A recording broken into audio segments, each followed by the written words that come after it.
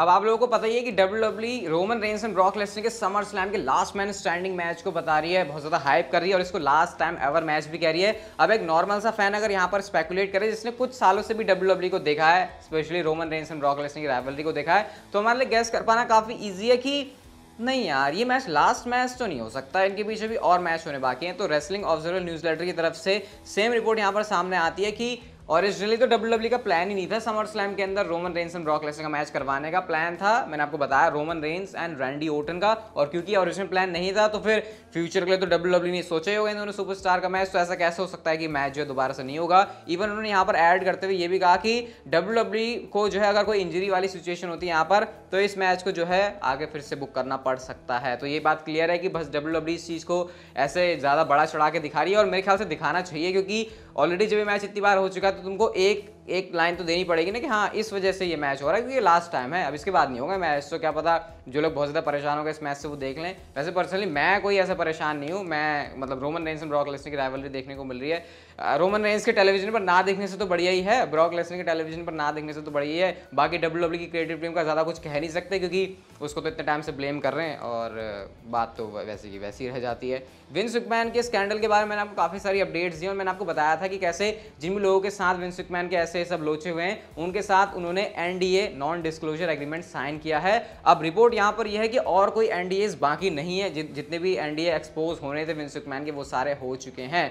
तो क्या इसका मतलब ये है कि इतने ही कांड रहे हैं विंस मैकमैन के, इतने ही स्कैंडल रहे हैं, इसके अलावा और कोई चीज़ नहीं निकल के आएगी विंस मैकमैन के सामने? वेल ऐसा नहीं है, क्योंकि NDA साइन करना जरूरी नहीं हर उस बंदे के साथ हो या फिर हर उस पार्टी उस बंदी के साथ हो जिसके साथ विंस मैकमैन का कुछ ऐसा स्कैंडल था। हो सकता है काफ़ी सारे ऐसे मामले भी रहे हो जहां पर विंस मैकमैन ने अपने कांड तो कर दिए लेकिन उन्होंने कोई NDA साइन नहीं किया। और ऐसा क्यों? ऐसा इसलिए कि वो सामने वाली जो पार्टी है वो थोड़ी सी दबी हुई थी और उसने कुछ ज़्यादा आवाज़ उठाई नहीं, क्योंकि जो NDA साइन हुआ वो सिर्फ इस वजह से हुए कि सामने वाली पार्टी ने ये कहा कि अरे ऐसा हो गया, हम मतलब विंस मैकमैन ने डर से NDA साइन किया कि चल मैं NDA साइन करके पैसे दे देता हूँ तुम्हें, ताकि इस बात को कभी आगे ना उखेड़ के लाया जाए। बट काफ़ी सारे लोग ऐसे भी तो हो सकते हैं जिनके साथ विंस मैकमैन ने NDA साइन ना किया हो, स्पेशली वो लोग जो कि WWE में दोबारा से वापस आना चाहते हैं, क्योंकि जिन लोगों के साथ NDA साइन किया उनका तो पत्ता कट ही गया, क्योंकि विंस मैकमैन ऑलरेडी उनके साथ बैड टर्म्स पर आ गए, तो फिर वो क्यों चाहेंगे कि उनकी कंपनी के अंदर आए। लेकिन हो सकता है काफ़ी ऐसे नाम भी हो जो कि हुआ तो विंस मैकमैन के साथ उनका सीन बट NDA साइन नहीं हुआ। तो अभी हो सकता है कुछ और एलिगेशंस आए विंस मैकमैन को लेकर इसके बारे में।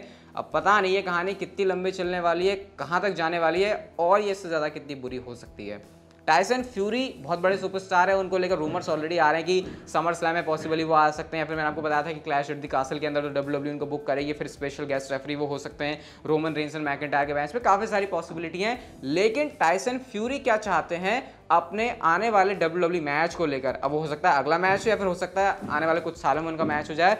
टाइसन फ्यूरी चाहते हैं लोगन पॉल के साथ मैच करना, मतलब वो चाहते हैं कि रेसलिंग रिंग के अंदर वो लोगन पॉल के साथ कंपीट करें।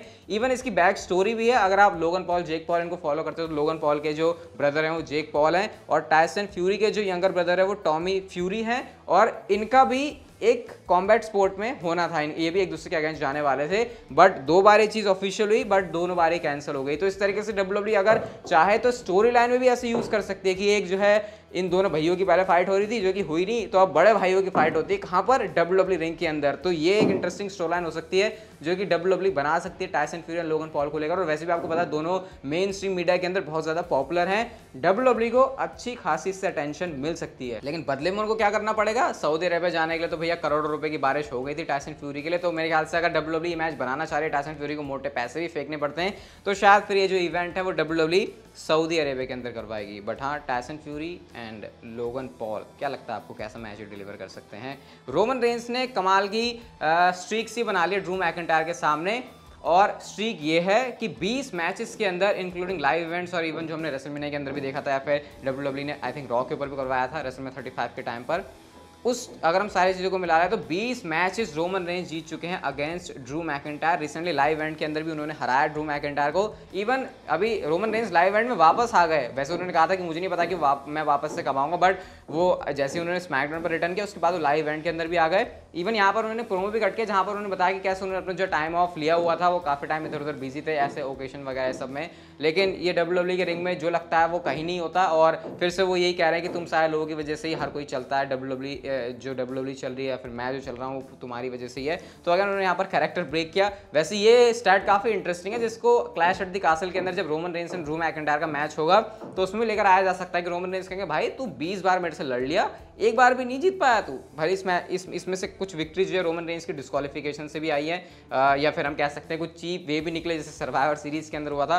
बट हाँ, ये बड़ा काफ़ी इंटरेस्टिंग स्टैट है कि Roman Reigns and Drew McIntyre के इतने मैचेस हो गए और लगातार मैचेस रोमन रेंस जीते जा रहे हैं। बूकर टी बहुत टाइम से मैं आपको बताता था कि कहते हैं कि भैया मैं रेसलिंग के लिए बिल्कुल फिट हूँ, ये वो वैसे वैसे, और इस चीज़ को उन्होंने प्रूव भी कर दिया।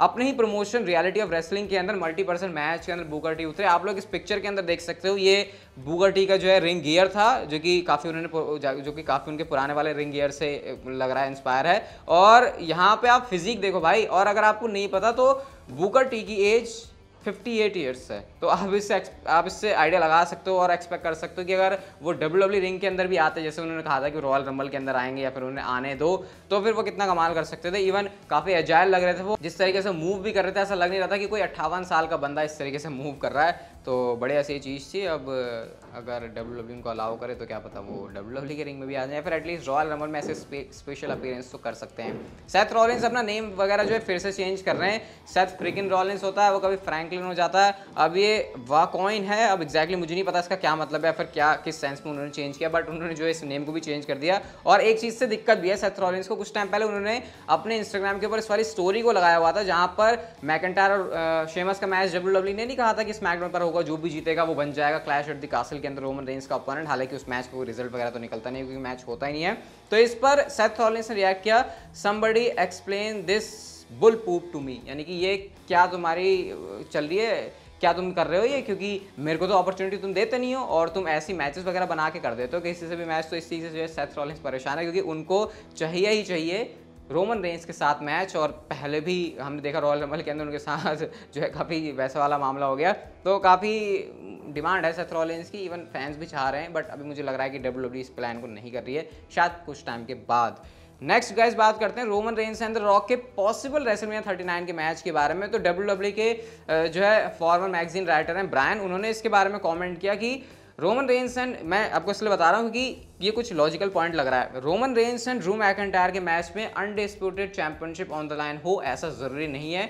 WWE इस मैच को बिना चैंपियनशिप के लिए भी बिल्ड कर सकती है। अब ऐसा क्यों है? ऐसा इसलिए कि देखो रॉक तो ऐसा, अगर स्टोरी लाइन चल रही है, सोचो रॉक ये आके क्लेम कर रहे हैं कि मेरे को तेरे से अनडिस्प्यूटेड चैंपियनशिप चाहिए, तो क्या इस बात को कोई सेंस बनेगा? क्योंकि सबको पता है कि रॉक तो चैंपियनशिप लेंगे तो क्या चैंपियनशिप लेके फिर जिम में वर्कआउट करेंगे, ऑब्वियसली WWE की रिंग में तो उनको आना ही पड़ेगा और वो आने का उनका चांस है नहीं। तो शायद इस वजह से फिर WWE भी डिसाइड करे कि चैंपियनशिप को इस वाले इक्वेशन से, इस वाले पूरी स्टोरी लाइन से बाहर ही कर दो। Roman Reigns and the rock का एक नॉन टाइटल वाला मैच होगा, तो ये एक काफी पॉसिबल, और इससे एक चीज ये भी निकल के आएगी कि जो मैच में वो अनप्रेडिक्टेबिलिटी वाला फैक्टर भी आ जाएगा, क्योंकि अगर चैंपियनशिप ऑन द लाइन होगी तो सबको लगेगा कि भैया रॉक तो जीतेगा नहीं, लेकिन अगर चैंपियनशिप ऑन द लाइन नहीं होती तो फिर क्या पता रॉक के जीतने के चांसेस हैं। हालांकि स्टिल रोमन रेंस के होंगे, बट WWE बिल्ड तो करती ही है ना। जब वो रिकोशे को दिखा सकते हैं ब्रॉक लेसनर के सामने कि इसके चांस हैं जीतने के, जो उनका सऊदी के अंदर इवेंट हुआ था, तो भैया फिर तो यहाँ पर ये नाम द रॉक का है, जो कि इतने ज़्यादा मेगा स्टार है मेन स्ट्रीम के अंदर। आप क्या चाहते हो वैसे, अगर Roman Reigns and the rock का मैच हो रहा है तो क्या इसमें चैंपियनशिप ऑन द लाइन होनी चाहिए या फिर WWE को इसको बिना चैंपियनशिप के लिए करना चाहिए? कल की मंडे नाइट रॉ की बात करते हैं, तो भैया कल तो बड़ी आपको खुश होने वाली बात है, क्योंकि कल के शो पर द बीस्ट ब्रॉक लेसनर अपना रिटर्न करने वाले हैं और बॉबी लैक्सली भी अपना ओपन चैलेंज करेंगे और साथ में थियरी और रिडल का भी मैच होने वाला है। आप ब्रॉक लेसनर की चीज़ को डिस्कस करें तो भैया कल मुझे ऐसा लग रहा है कि शायद हमको ब्रॉक लेसनर और थियरी आमने सामने देखने को मिल सकते हैं। सिमिलरली जैसे कि हम लोगों ने स्मैकडाउन के शो पर नहीं देखा था कि थियरी जो है चक्कर काट के चले गए थे रोमन रेंस का, किस वजह से? क्योंकि उनके पास अनडिस्प्यूटेड चैंपियनशिप है। और इवन अपने प्रोमोस के अंदर थियरी ये भी कह चुके हैं कि अगर ब्रॉक लेसनर भी चैंपियन बनता है तो मैं उसके ऊपर भी कैश इन करके चैंपियनशिप ले लूंगा। और वैसे भी आपको पता है, याद है एलिमिनेशन चेंबर लास्ट में दोनों सुपरस्टार बाकी थे, हमने इनकी केमिस्ट्री को काफी इंजॉय किया था। और ब्रॉक लेसनर को अगर थोड़े से अपने हाथ पैर गर्म करने हो तो फिर थियरी से बढ़िया बंदा और कौन हो सकता है F5 लगाने के लिए और इवन फैंस को भी खुश करने के लिए, फैंस को भी एंटरटेन करने के लिए। तो कल मैं ये चीज़ एक्सपेक्ट कर रहा हूँ। बाकी कल की टिकट सेल्स की बात करूँ तो भैया काफ़ी अच्छी टिकट्स बिक भी चुकी हैं, ऑलमोस्ट सोल्ड आउट हो चुका है। यहाँ पर आप देख सकते हो 8000 के आसपास की कैपेसिटी है और 7500 जो टिकट्स तो बिक चुकी है। आई थिंक कल रॉ होने तक आपको जो शो है वो पूरा सोल्ड आउट देखने को मिलेगा। तो कल का रॉ डेफिनेटली ऐसा एपिसोड है,